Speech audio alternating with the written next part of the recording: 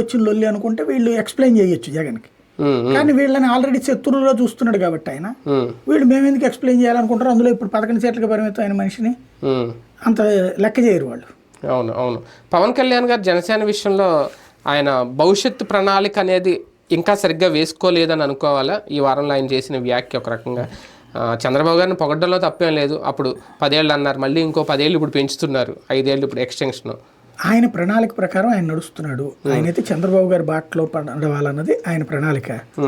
Even మొట్టమొదటిసారి అప్పట్లో 2014లో అప్పుడు కూడా భారతీయ జనతా పార్టీ మన ఇద్దరం కలిసి పొత్తు పెట్టుకుందాం అంది.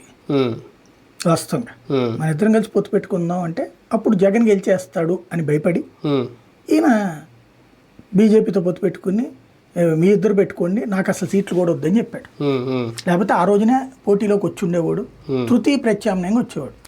వాస్తవంగా మనందరం ఆయన తృతీయ ప్రత్యామ్నాయంగా చూస్తాం. కానీ ఆయన మాత్రం జగన్కి ప్రత్యామ్నాయంగా బాబు బెటరు, బాబుకి నాలాంటి వాడు అన్న ఉండాలి తప్పించి నేను ప్రత్యామ్నాయం కాదు అని ఆయన ఫీల్ అవుతారు.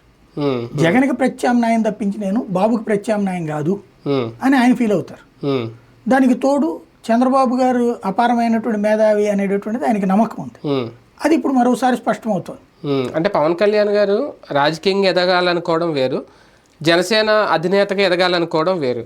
ఇప్పుడు రాజకీయంగా ఎదిగేసాను ఇంకా చాలా అనుకుంటున్నారా? జనసేనను అసలు ఆయన బ్రెయిన్లో తీసుకోవట్లేదా? మా నాయకుడు మా